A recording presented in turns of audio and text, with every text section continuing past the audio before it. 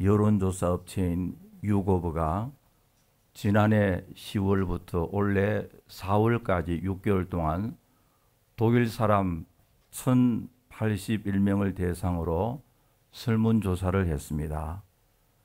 질문이 뭐냐니까 이 젊은 독일 사람들은 스스로 독일을 대표하는 것이 무엇인가 조사를 했는데요. 넘버 원이 복스바겐 자동차가 우리를 대표한다 했고요. 그 다음에는 두 번째는 19세기의 대문호 괴테가 두 번째고, 세 번째는 메르켈 총리고, 네 번째는 독일의 국가다. 여러분, 독일 국가가 우리 찬송가의 그 멜로디가 있는데 뭔지 아세요? 시온성과 같은 교회입니다. 아마 아는 사람은 일부 예배 참석했는지 모르겠는데요. 그리고 다섯 번째로는 독일의 축구팀이 꼽혔습니다. 열 번째는 바하다, 음악가 바하고요. 그리고 그 다음에 질문이 뭐냐니까 독일 사람들의 삶의 특성이 뭐냐. 제일 첫째로 넘버원이 시간을 엄수한다 라고 꼽았고, 두 번째는 책임감이 있다. 독일 사람들은 man of responsibility다. 부지런하고 성실하고 그리고 맥주를 사랑한다. 뭐 이런 이야기들이 있습니다.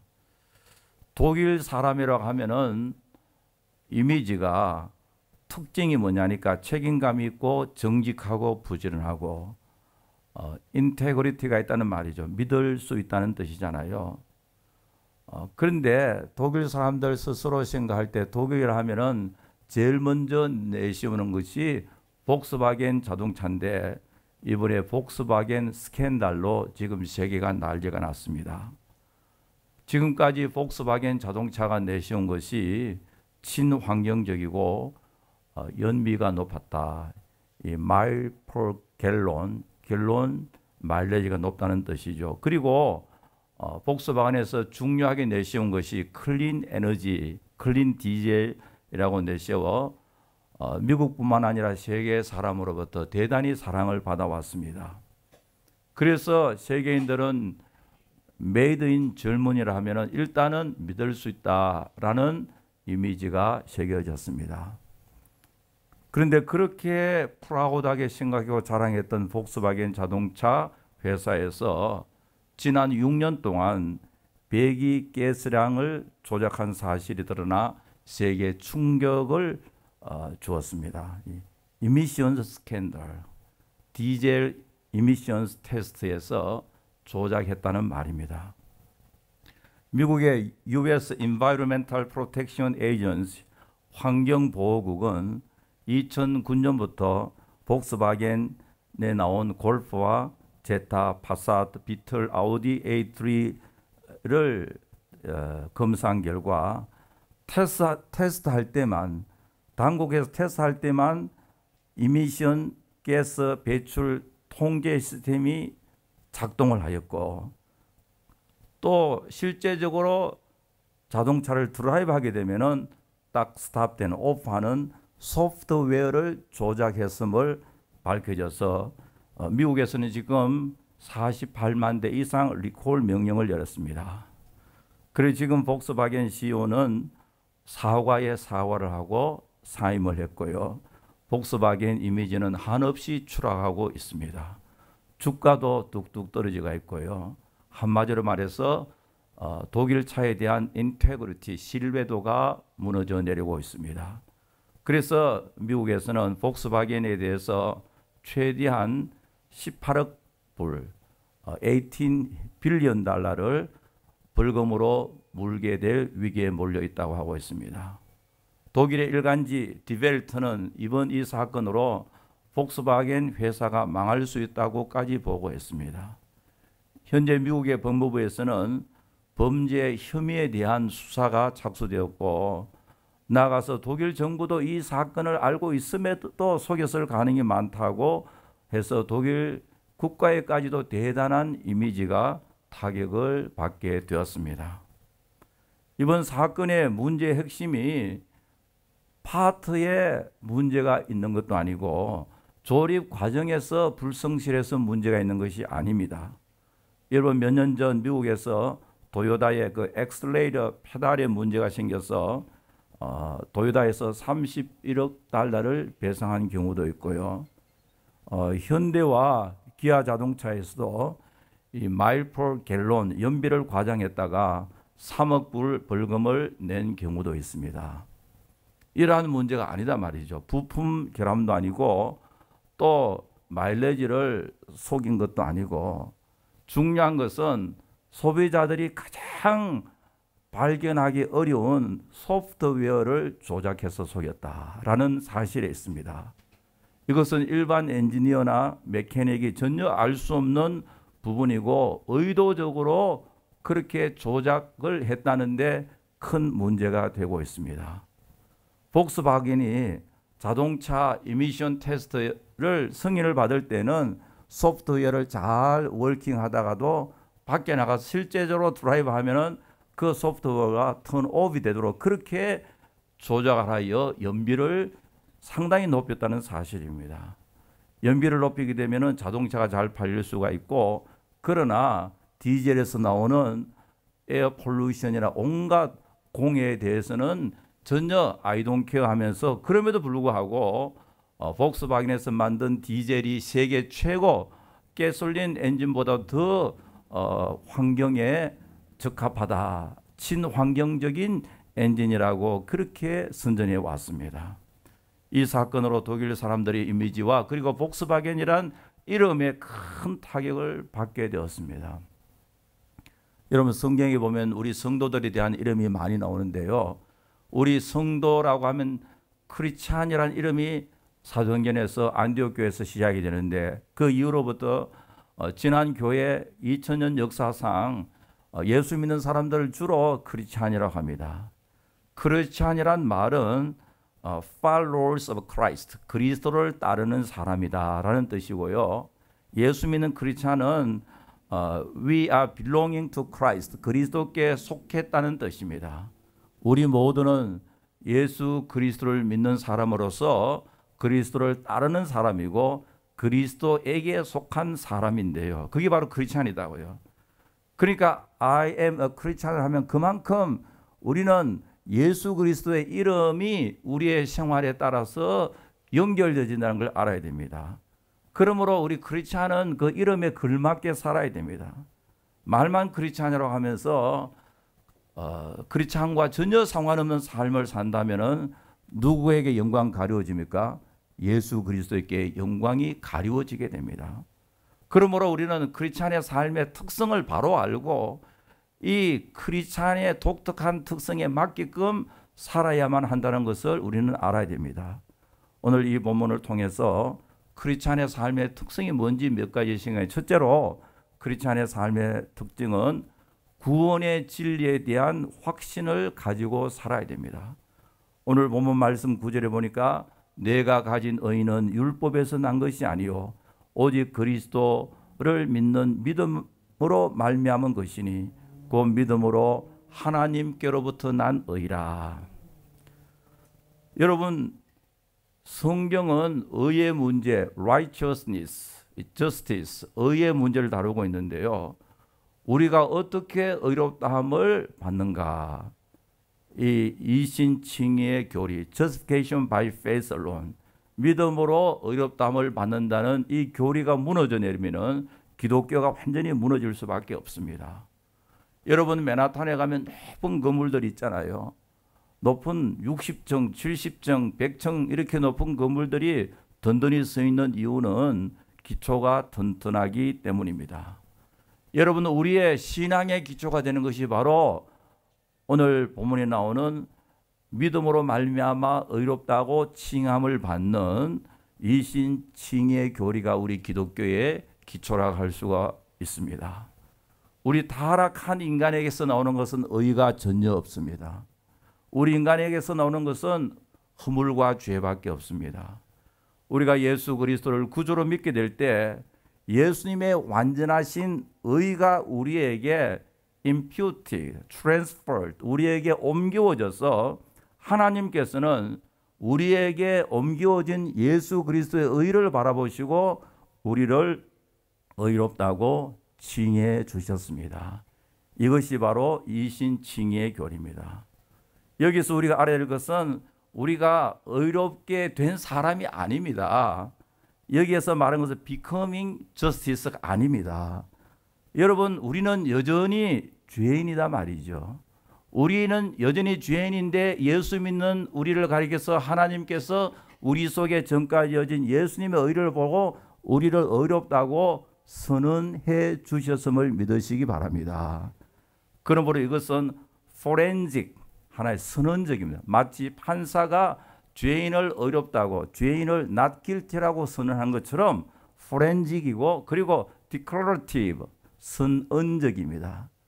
하나님과 우리 사이의 relationship을 말하지 우리의 본성은 여전히 죄와 부패 속에 있습니다.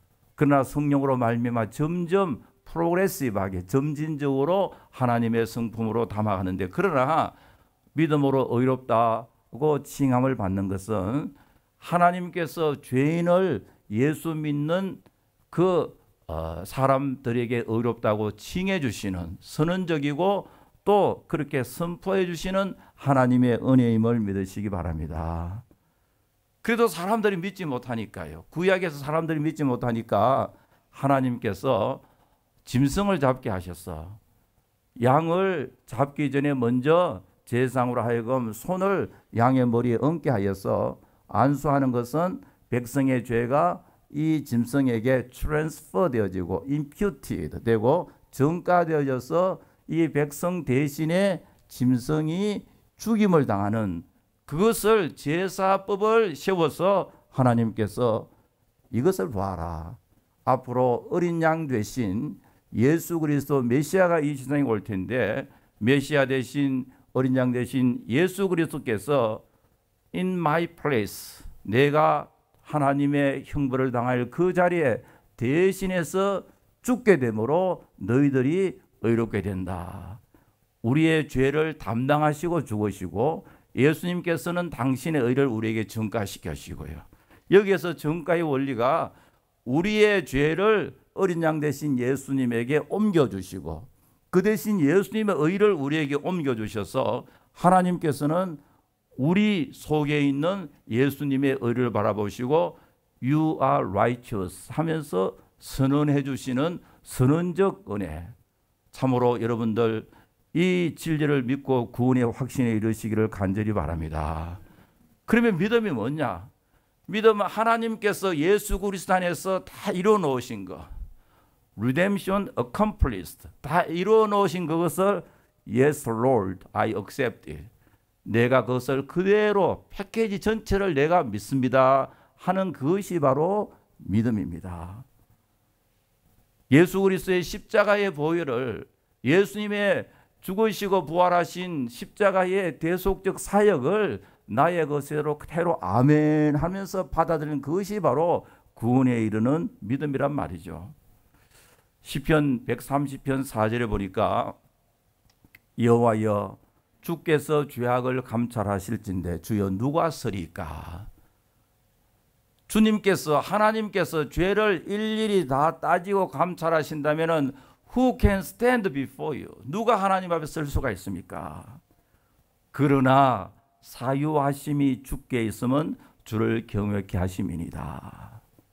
그러나 용서해 주심이, 우리를 사랑해 주시고 불쌍해 주시고 용서하심이 주께 있기 때문에 제가 주님을 경외합니다. 여러분, 하나님께서 우리의 죄를 그대로 따진다면 누구도 하나님 앞에 설 수 없지만은 예수 그리스도 안에서 우리의 죄를 대신 담당하신 어린 양 대신 예수 그리스도 안에서 우리의 죄를 용서해 주신 그 대속의 은총이기 때문에 오늘도 주님 앞에 예배드리고 하나님을 아바 아버지라고 담대하게 보좌 앞에 나아갈 수 있음을 믿으시기 바랍니다. 우리 크리스찬들은 이 구원에 대한 교리에 대한 확신이 있어야 됩니다. 아니면 믿음이 흔들릴 수밖에 없습니다. 우리 찬송가 가운데 말이죠. 내가 천성 바라보고 가까이 왔으니 하늘 가는 방이 몇 절입니까? 몇 절이죠? 3절. 3절 하신 분도 틀림없이 일부 예배에 있을 것 같아요. 내가 천성을 바라보고 가까이 왔으니 아버지의 영광 집에 나 쉬고 싶도다. 그 다음 가사가 뭔지 아세요? 따라하겠습니다. 나는 부족하여도 영접하실 터이니.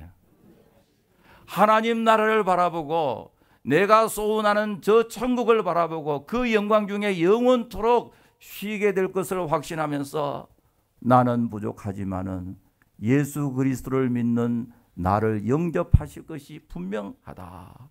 영광 나라 계신 임금 우리 구주 예수라.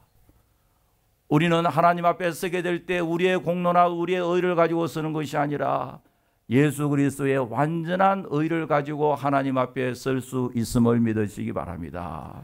그러므로 주님께서요, 예수께서 이르시되 내가 곧 길이요 진리요 생명이니 나로 말미암지 않고는 아버지께로 올 자가 없느니라. 오직 예수 그리스도입니다.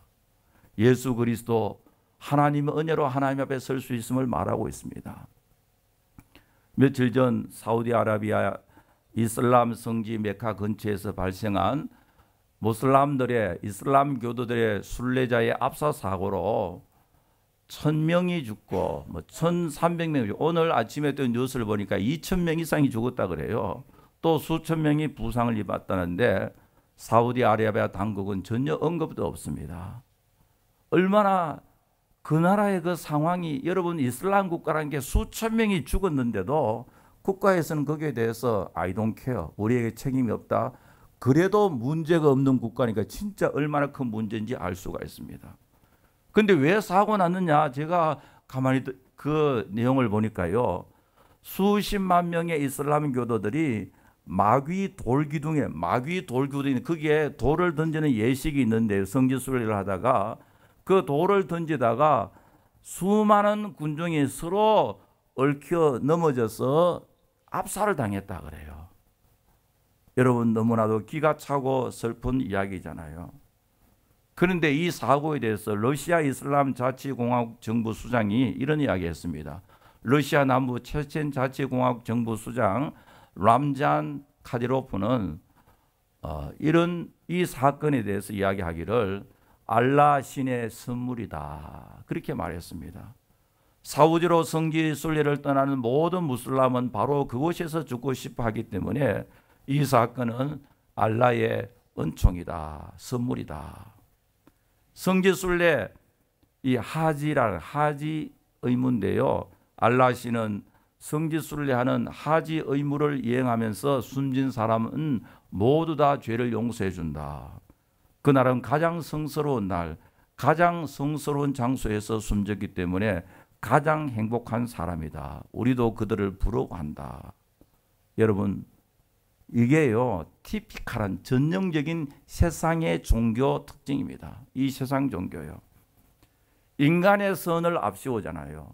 내가 하지 선행 그 가운데 성지 순례를 하면은 다른 이슬람 교도보다 훨씬 더 높은 10만 배 높은 위치에 차지하기 때문에 세상의 왕들도 부럽죠. 그러니까요, 1년에 200만 명 이상 성지순례를 하러 가다가 계속 사고 나잖아요. 자기 공로를 세워서 구원을 받겠다는, 이것은 휴머니즘, 인본주의고 율법주의입니다. 예수님께서 바로 바리새인들과 그토록 컨플릭트에서 싸운 것은 바로 율법주의자들이고 그리고 인본주의자들이잖아요.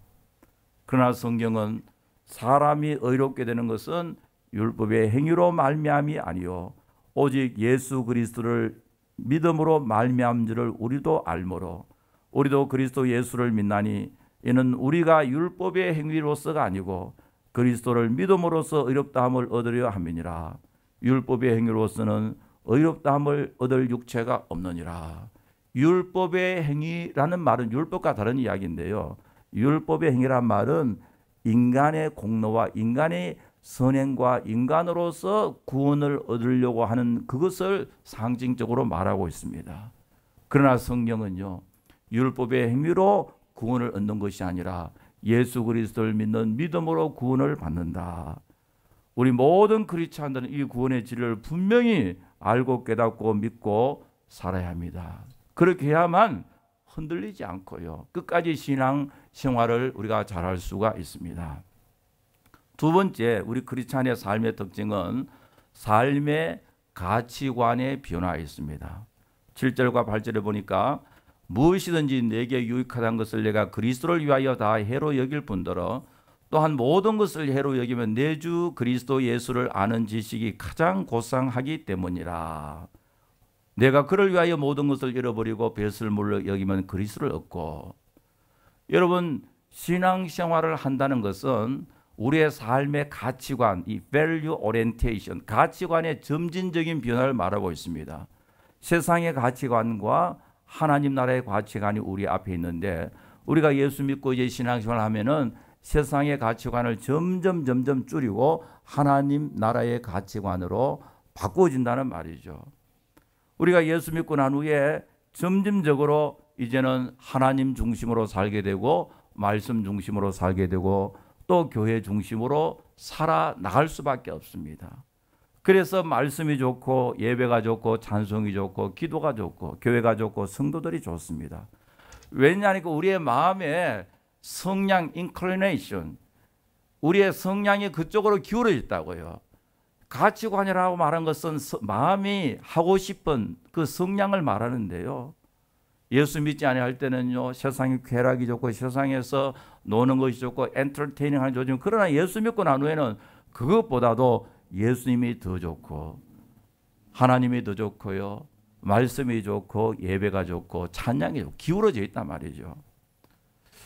옛날에는 저기 메인스트리트 저 밑에 내려가면요, 보타니컬 가든 앞에 플로리싱에 가면은 그 한 블락 전체가 인도 사람이 비즈니스였습니다. 주로 그 앞에 가면 무슨 냄새가 많은지 알아요?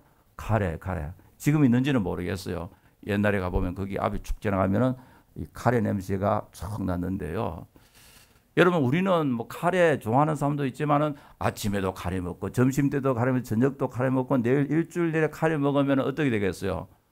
아마 여러분은 모르지만은 저 같으면 질릴 것 같아요.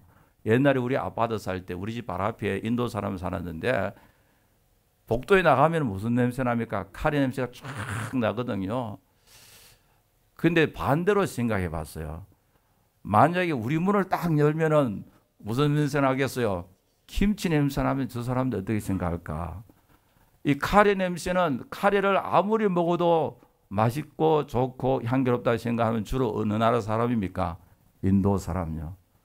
김치는 언제나 먹어야 되겠다. 김치 없으면 못 살아 하는 사람 어느 나라 사람입니까? 아마 여러분들은 한국 사람 아니라서 모르지만은요, 한국 사람. 그러나 서시와 사시미를 좋아하면 어디 사람이 주로요? 일본 사람. 다 그런 건 아니겠지만은 주로 그렇다. 그거는 자기도 모르게 그쪽으로 끌려 있잖아요. 끌려요. 한 성향이 그게 성향요. 우리 크리스찬에게도 고유한 마음의 맛이 있습니다. 마음의 맛이 곧 inclination, 성향인데요. 우리는 언제나 하나님 중심으로 살고 싶어 하고요. 하나님의 말씀 중심으로 살고 싶어 하고 하나님께 예배드리고 찬양하고 기도하고 싶어 하고요. 내 자신이 그쪽으로 끌려 있습니다. 주님의 교회를 사랑하고 싶어 하고요. 성도들을 만나면은 성도들 만나면 반갑고요. 옛날 미켈란젤로가 시스틴이나 성당 높은 천장에 매달려서 하루 종일 그림을 그렸는데, 여러분, 저는 그림 안 그려봤지만은 이 거꾸로 천장에다가 매달려서 그림을 그리면은 몸이 편하겠어요? 온몸이 쑤시고 아프겠어요? 아마 여러분들 안 해봤어도 모르겠어요. 우리 안 해봐서 모르겠지만은 거꾸로 매달려서 천장에, 높은 천장에 그림 그리면 굉장히 힘들었을 거예요. 그때에 아주 친한 친구가 이야기했습니다. 자네는 천장 저 높은 곳에 사람 눈이 보이지도 않는데 뭐 그 끝까지 점 하나까지 그리 세세하도록 혼신을 다해서 그러냐. 여러분, 천장에 벽화처럼 높은데 있는 그림들 눈에 보입니까 안 보입니까? 저는 시력이 나빠 잘 안 보여요. 저기 펜스테이션 말고 저 42가 기차가 무슨입니까? 그린 센트럴. 여러분, 그린 센트럴 요즘 제가 한 번씩 가보면요, 아주 레노베이션 해가지고 천장에다가 좋은 그림들 이렇게 해놨더라고요. 그 밑에서 보면은 안 보여요, 그게요. 그저 칼라면 대강 보이지. 아니 대강 그 높은 천장에 그리지 뭐 그렇게 점 하나까지 그렇게 생각하느냐. 아무도 안 보자냐 하니까요. 미켈란젤로가 하는 이야기가 아무도 안 보다니 내가 보고 있는데 그랬어요. 사람의 눈에 보이지 않는다고 해서 대충 하는 것이 아니라 하나님의 성전의 아름다움을 위하여 최선을 다한다는 마음의 자세잖아요. 이것이 그 사람의 삶의 가치관, 삶의 철학이라 할 수가 있습니다. 여러분, 우리 인생에서 탑 프라이어리티가 뭐냐? 이것만은 내가 양보할 수 없는 그것이 뭐냐? 그것이 바로 예수 그리스도가 되어지기를 간절히 바랍니다.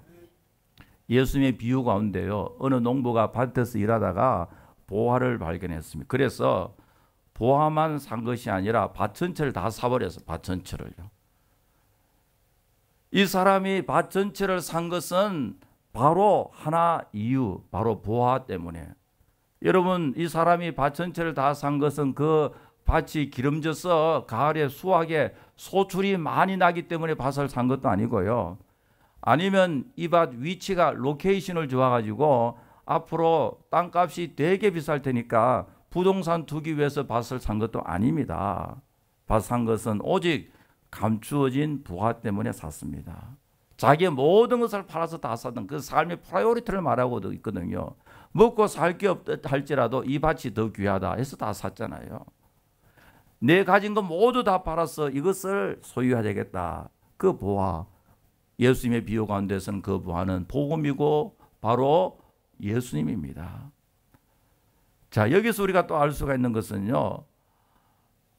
그 일꾼이 보화만 딱 픽업한 것이 아니라 밭 전체를 다.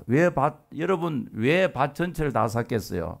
왜냐니까 그 밭 자체가 누구를 담고 있기 때문에 그렇습니까?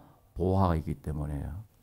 보화는 조금밖에 없지만 그러나 밭 전체를 다 샀네. 왜 밭을 다 사냐니까 밭 전체가 귀하냐니까 보화와 관계가 있기 때문에 그렇습니다.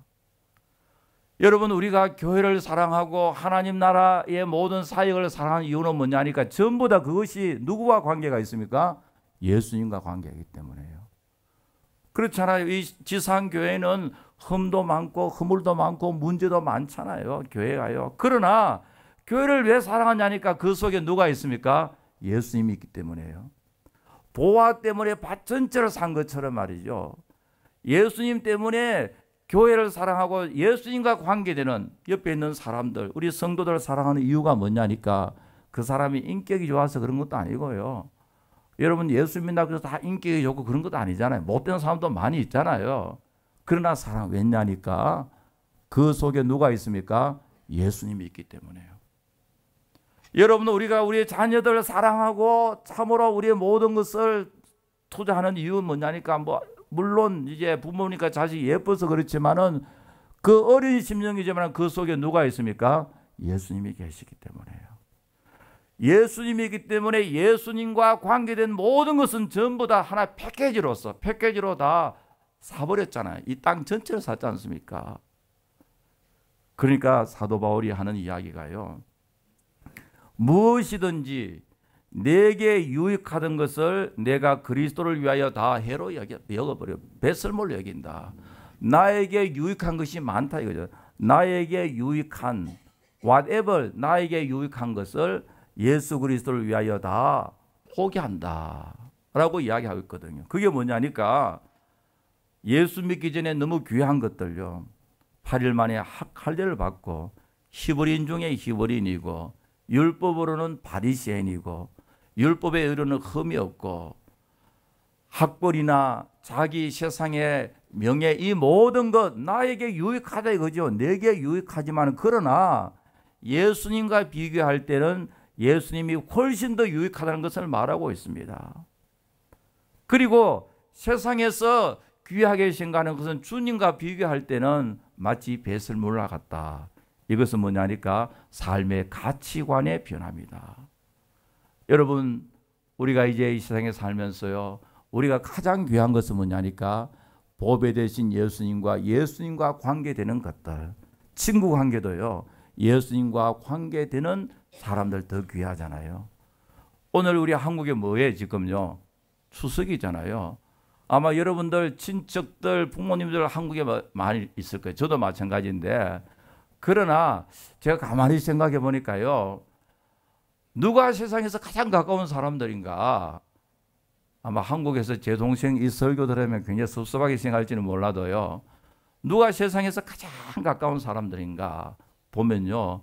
우리 성실 장로교회 성도 여러분들입니다. 여러분 믿습니까? 여러분 주위도 마찬가지예요. 멀리 있는 친구들, 형제 자매들 물론 혈육 관계 우리가 가깝지만 그러나 우리는요. 적어도 일주일에 한 번은 만나잖아요. 그죠? 얼굴 일주일에 한 번 보잖아요. 어떤 사람은 매일매일 보기 싫어도 매일매일 보잖아요. 아니 수요일 날 금요일도 보고요. 이 얼마나 큰 축복인지 말로 다 알 수가 없습니다. 왜 우리 크리스찬 우리 한 교회 성도 귀하냐니까 우리 가운데는 누가 있습니까? 예수님, 보배 되신 예수님이 있기 때문에 예수님이 귀하기 때문에요. 예수님과 관계되는 사람과 예수님과 관계되는 모든 일들이 다 다른 사실을 믿으시기 바랍니다. 이게 바로 우리의 삶의 가치관이 변하잖아요. 그리고 세 번째로 우리 성도들의 삶의 특징은 크리스찬의 삶의 특징은 하나님의 뜻을 바라보고 달려가는 삶을 말하고 있습니다. 오늘 12절에 보니까요. 오늘 12절에 보면 내가 이미 얻었다 함도 아니고 온전히 이루었다 함도 아니라 오직 내가 그리스도 예수께 잡힌 바 된 그것을 잡으려고 달려간다. 이게 말이 좀 안 되잖아요. 내가 그리스도께 잡힌 바 된 그것을 향하여 달려간다. 왜냐니까 이게 사도 바울의 삶의 철학인데요. 잡혔다는 말은 포로가 되었다는 것은 수동이요 능동입니다. 이제 패시브와 액티브. 수동입니까 능동입니까? 잡힌 거는요. 수동이잖아요. 내 의지와는 상관없이 딱 잡혀버렸다고요. 잡힌 바 된 상태에서 나를 붙잡아 주시고 나를 노예 삼으신 그분을 위하여 내가 달려간다는 것은 능동입니까? 수동입니까? 능동이죠. 여기 보니까 active and passive together. 능동과 수동을 함께 말하고 있습니다. 먼저 나는 예수 그리스도에게 잡혔다. 노예를 말하잖아요. 평생 그리스도의 종으로 살았습니다. 여러분 사도 바울의 서신을 보세요. 나 그리스도 예수의 종된 바울은 그렇게 편지를 쓰고 있거든요. 그리고 자기의 정체성, 자기의 아이덴티피케이션을 말할 때도 나는 그리스도의 종이다. 그렇게 말하고 있습니다. 그 러시아의 톨스토이는 독서에 박혀서 이런 이야기하고 있습니다. 인간의 존재의 실존은 노예일 수밖에 없다. 문제는 whose slaves, 누구의 노예인가. 사실 맞는 이야기거든요. 이 세상에는 이 뉴트럴 그라운드 중성은 없고 누군가 삶은 누구에 잡혀 있다. 죄에 사로잡혀 있고요. 아니면은 또 약물에 사로잡혀 있는 사람들 얼마나 많이 있습니까? 무슨 드럭이나 아니면 나르코틱이나 알코올에 잡혀 있고요. 아니면 좋지 않은 생활의 습관에 잡혀 있고요. 누군가는 어디엔가 잡혀 있는데 문제의 초점은 누구에게 잡혀 있느냐, 누구의 노예에 있느냐. 사도 바울은요, 나는 예수 그리스도의 노예라 그렇게 말하고 있습니다. 사도 바울뿐만 아니라 우리 모두는 예수 그리스도의 종이요 예수 그리스도의 노예임을 믿으시기 바랍니다. 노예됨의 해피니스, 예수님의 노예됨의 기쁨과 감격과 행복을 말하고 있습니다. 이제는 예수님의 노예로 잡혀 있으니까 나를 잡아주신 예수님을 향하여 달려간다. 표대가 예수입니다. 그렇게 고백하고 있거든요.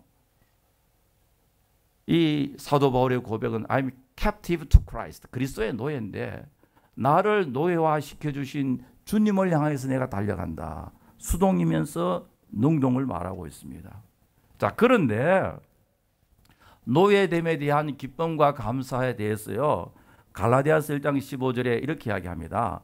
내 어머니의 태로부터 나를 택정하시고.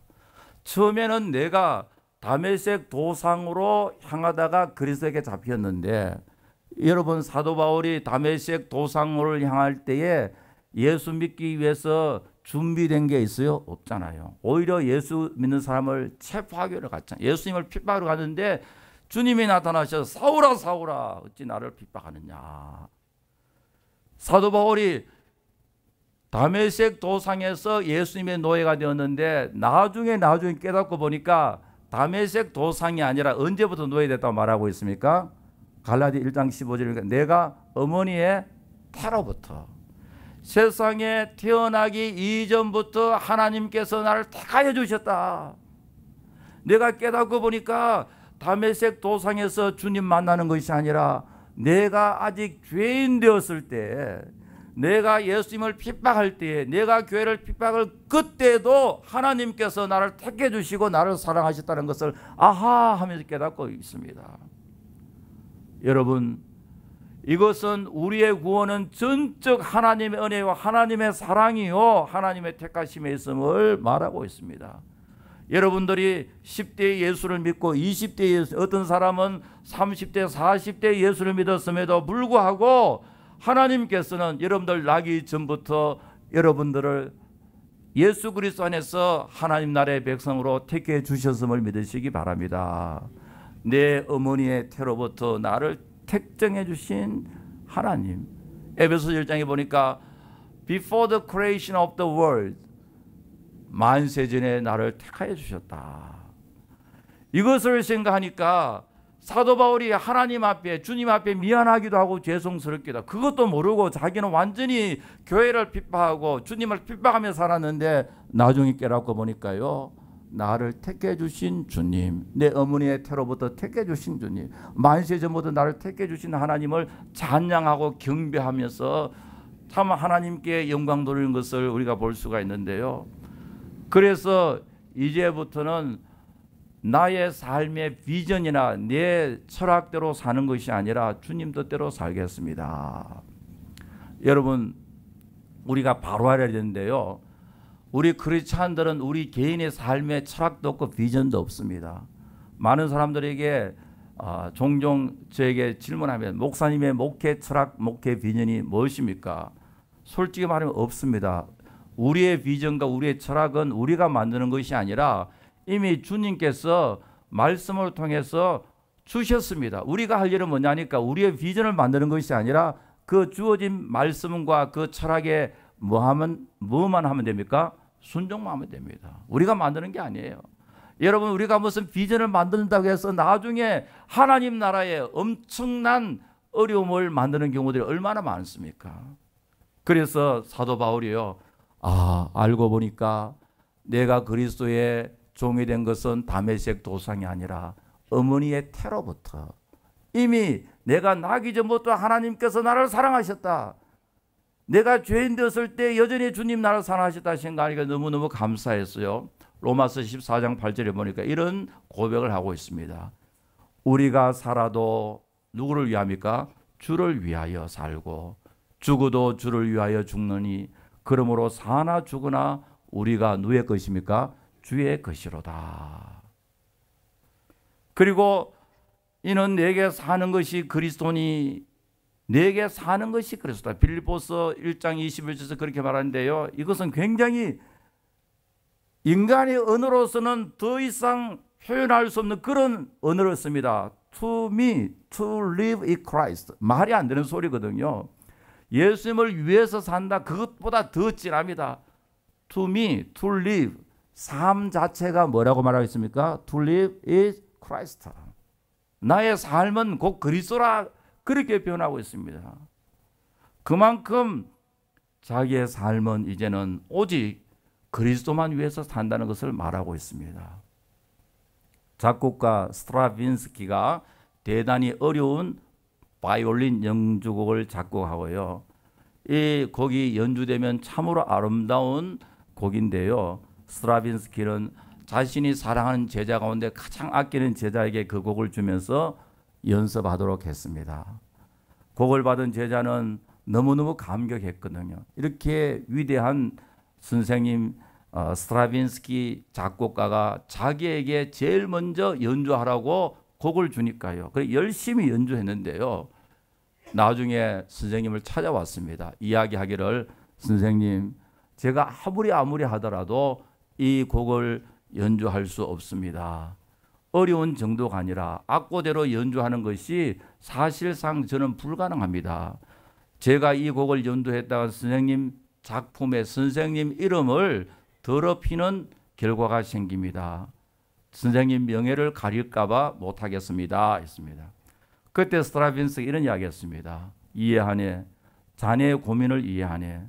그런데 내가 이 곡을 쓰고 의도한 바는 자네에게 연주하려고 하는 목적은 완벽하게 이 곡을 다 연주하라는 뜻이 아니라 어떻게든 연주해 보려고 애쓸 때 나오는 그 소리를 듣고 싶어서 내가 자네에게 맡겼다네.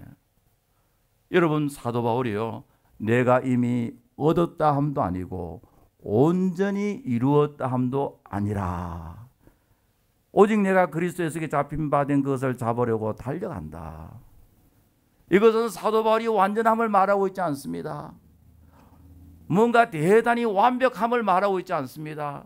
이미 주신 하나님의 은혜를 감사하고 현실에 충성하면서 나의 삶의 목적인 믿음의 주여 완전케 하신 예수 그리스도를 바라보고 나아가는, 뛰어달리는 그 삶이 아름답다는 것을 말하고 있습니다.